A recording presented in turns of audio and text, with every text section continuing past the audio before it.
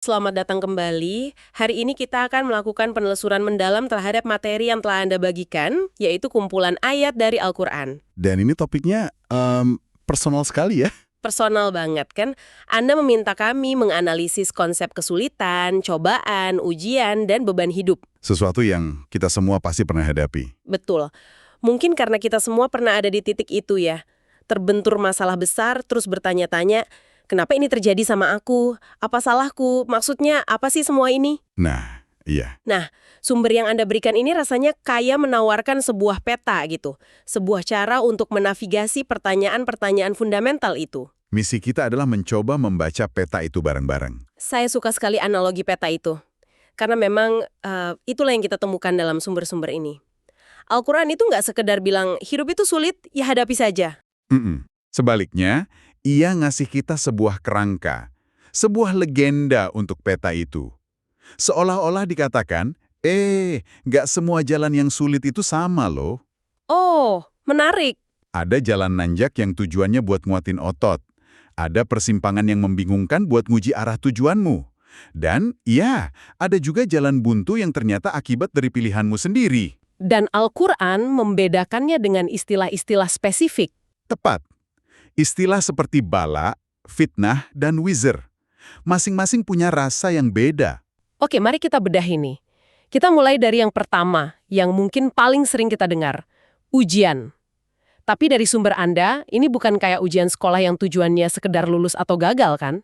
Jauh berbeda. Ini lebih terasa seperti tempaan. Kita bisa lihat ini jelas sekali di surah As-Saffat.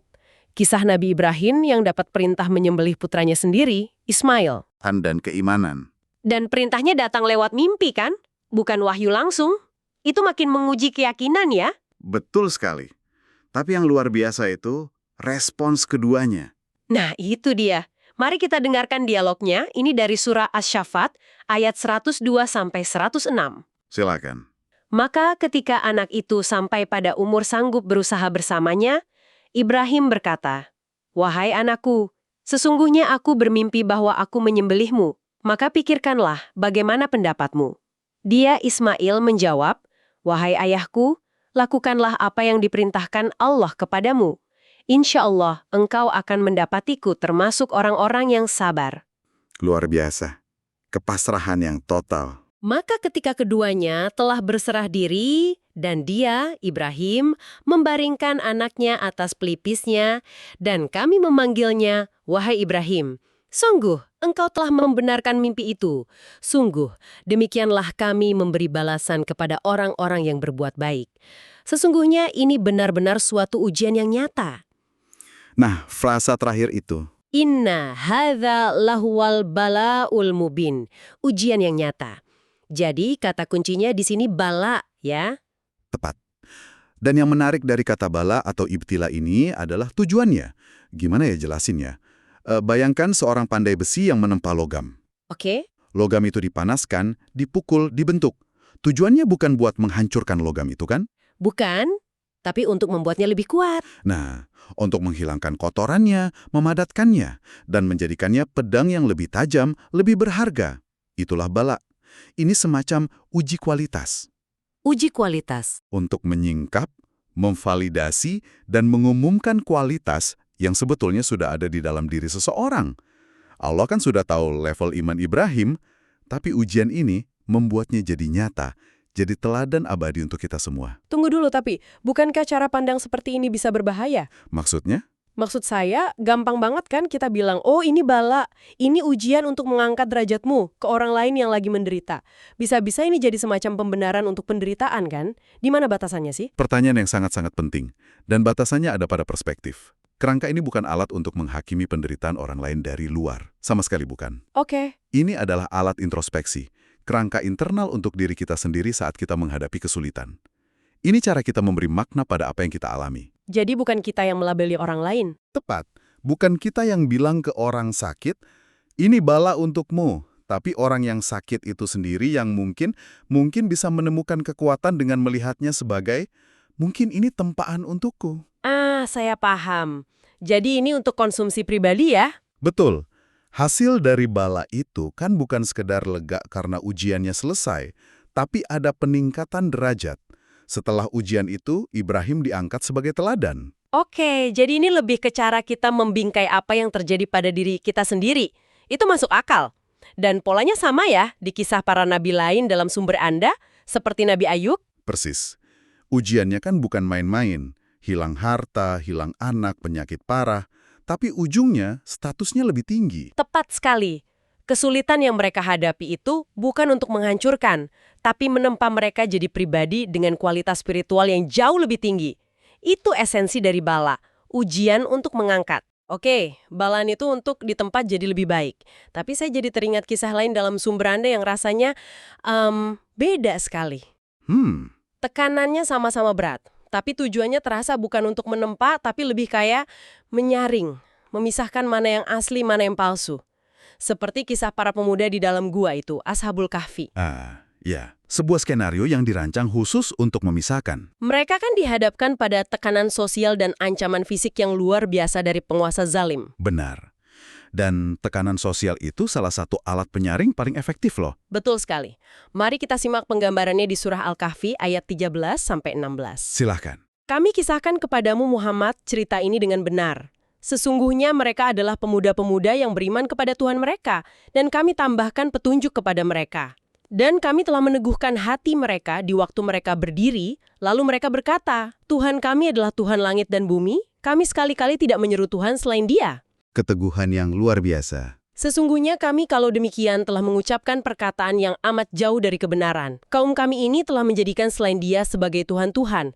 Mengapa mereka tidak mengemukakan alasan yang terang? Siapakah yang lebih zolim daripada orang yang mengada-adakan kebohongan terhadap Allah? Dan apabila kamu meninggalkan mereka dan apa yang mereka sembah selain Allah, maka carilah tempat berlindung ke dalam gua itu. Nah, ini dia. Ini contoh klasik dari apa yang Al-Quran sebut sebagai fitnah. Fitnah, pemurnian emas. Tepat. Jadi fungsi utamanya adalah penyaringan. Tujuannya buat melihat mana emas murni dan mana yang cuma lapisan luarnya aja. Dan fitnah ini bentuknya bisa macam-macam ya? Macam-macam. Bisa berupa persekusi seperti yang dialami Ashabul Kahfi. Tapi bisa juga dalam bentuk yang lebih halus. Jadi kalau bala itu untuk mengukur kedalaman kualitas, fitnah ini untuk menguji kemurniannya. Itu poin menarik, bahwa fitnah nggak selalu berupa penderitaan. Betul. Di surah Al-Kahfi juga kan ada kisah pemilik 2 kebun yang sombong itu. Hartanya yang melimpah ruah malah jadi fitnah buat dia. Persis. Ujiannya bukan penderitaan, tapi justru kemakmuran dan kekuasaan.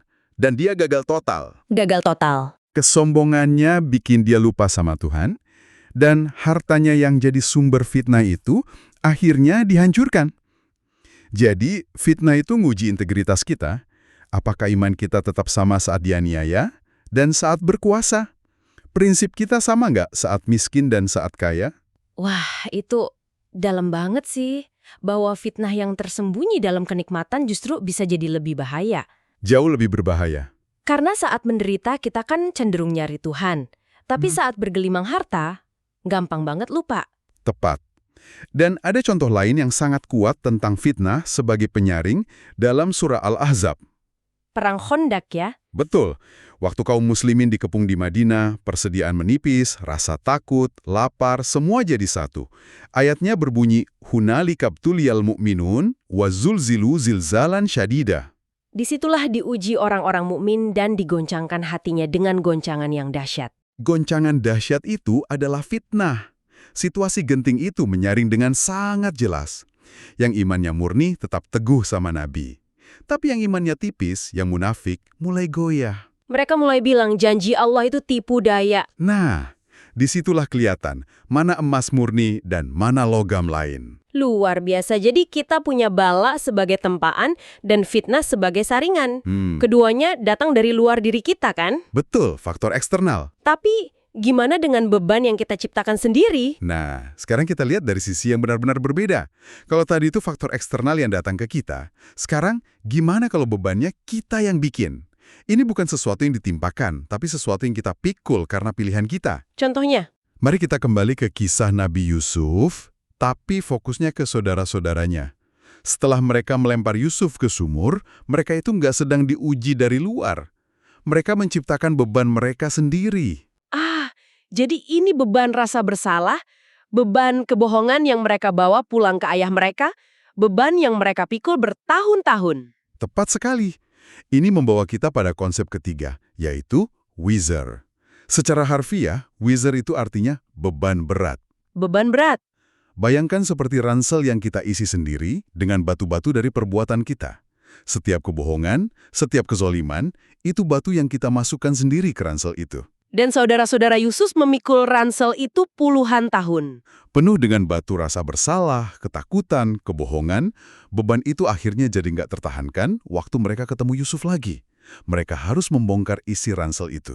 Dan momen itu terekam ya di surah Yusuf ayat 97 dan 98 saat mereka akhirnya ngaku di depan ayah mereka. Momen pengakuan. Mereka berkata, "Wahai ayah kami, mohonkanlah ampun bagi kami terhadap dosa-dosa kami. Sesungguhnya kami adalah orang-orang yang bersalah." Khatin. Sesungguhnya kami adalah orang-orang yang bersalah. Itu momen pelepasan wizard yang luar biasa. Dia, Yakub berkata, "Aku akan memohonkan ampun bagimu kepada Tuhanku. Sesungguhnya dialah yang maha pengampun lagi maha penyayang." Momen saat mereka akhirnya bisa menurunkan ransel berat itu. Dan ini mengarah langsung ke konsekuensi puncaknya, yaitu pertanggungjawaban. Atau hisab. Hisab. Kalau wizard adalah beban yang kita kumpulkan di dunia, hisab adalah saat di mana isi ransel itu akan ditimbang. Sumber Anda memberikan ayat yang, sangat kuat tentang ini, di surah Al-Isra ayat 13 dan 14. Yang bunyinya? Dan tiap-tiap manusia itu telah kami tetapkan amal perbuatannya, sebagaimana tetapnya kalung pada lehernya. Dan kami keluarkan baginya pada hari kiamat sebuah kitab yang dijumpainya terbuka. Lalu lanjutannya. Bacalah kitabmu. Cukuplah dirimu sendiri pada waktu ini sebagai penghisap terhadapmu. Wah, itu ayat yang bikin merinding ya. Bacalah kitabmu, cukuplah dirimu sendiri sebagai penghisap. Nggak ada pengacara. Nggak ada alibi, nggak ada orang lain untuk disalahkan. Cuma kita dan perbuatan kita yang udah jadi kalung di leher kita. Ini puncak dari konsep beban sebagai tanggung jawab. Itulah puncak dari wizard. Setiap perbuatan jadi beban yang pada akhirnya harus kita pertanggungjawabkan dalam sebuah hisab yang transparan. Jadi setelah penelusuran ini, jelas sekali ya kalau Al-Quran bicara soal kesulitan, itu bukan cuma satu macam saja. Ada bala. Ujian tempaan untuk mengangkat derajat. Seperti pada kisah Nabi Ibrahim, tujuannya untuk menunjukkan kualitas terbaik kita. Sebuah kesempatan untuk validasi dan peningkatan kualitas. Betul. Lalu ada fitnah. Cobaan yang fungsinya lebih kayak saringan. Untuk memurnikan niat, menguji integritas. Seperti yang dialami Ashabul Kahfi dalam penindasan atau pemilik kebun dalam kemewahan. Ujian kemurnian dan konsistensi. Dan terakhir ada wizard. Beban dari tindakan kita sendiri. Yang menuntut pertanggungjawaban di dunia dan hisab di akhirat. Ransel berat yang dipikul saudara-saudara Nabi Yusuf itu. Ini benar-benar mengubah cara kita memandang tantangan hidup ya. Bukan lagi sekedar nasib buruk yang acak, tapi ada tujuan, ada kategori, dan ada sumber yang berbeda di baliknya. Tepat sekali. Ini adalah sebuah kerangka untuk memahami, bukan hanya untuk bertahan. Peta untuk menavigasi medan kehidupan. Tapi ya, ini pertanyaan yang mungkin paling penting sih. Di dalam kehidupan nyata, saat kita lagi di tengah-tengah badai, emosi lagi tinggi, gimana caranya kita bisa tahu mana yang lagi kita hadapi? Apa ini bala, fitnah, atau akibat wizard kita sendiri? Apa kita baru bisa tahu setelah semuanya lewat? Begitu ya? Iya. Apa cuman bisa dilihat di kaca spion? Itu pertanyaan kuncinya. Dan saya rasa, jawaban yang ditawarkan oleh kerangka ini bukanlah untuk jadi diagnostik yang sempurna di tengah badai. Lalu apa? Mungkin, kebijaksanaannya bukan terletak pada kemampuan untuk ngasih label yang tepat saat itu juga. Mungkin, kebijaksanaan yang sesungguhnya adalah menggunakan kerangka ini untuk mengubah pertanyaan yang kita ajukan pada diri sendiri. Mengubah pertanyaannya? Seperti apa?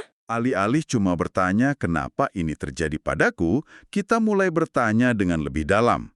Kita bisa bertanya, apakah ini sebuah kesempatan untuk menunjukkan kualitas terbaikku dan jadi lebih kuat? Itu semangat bala. Betul. Atau kita bertanya, apakah situasi ini, entah itu susah atau senang, sedang menguji kemurnian niat dan integritasku? Itu semangat fitnah. Dan yang paling sulit, kita berani bertanya, apakah ada bagian dari penderitaan ini yang merupakan cermin dari perbuatanku sendiri, yang menuntut introspeksi dan taubat? Itu semangat wizard.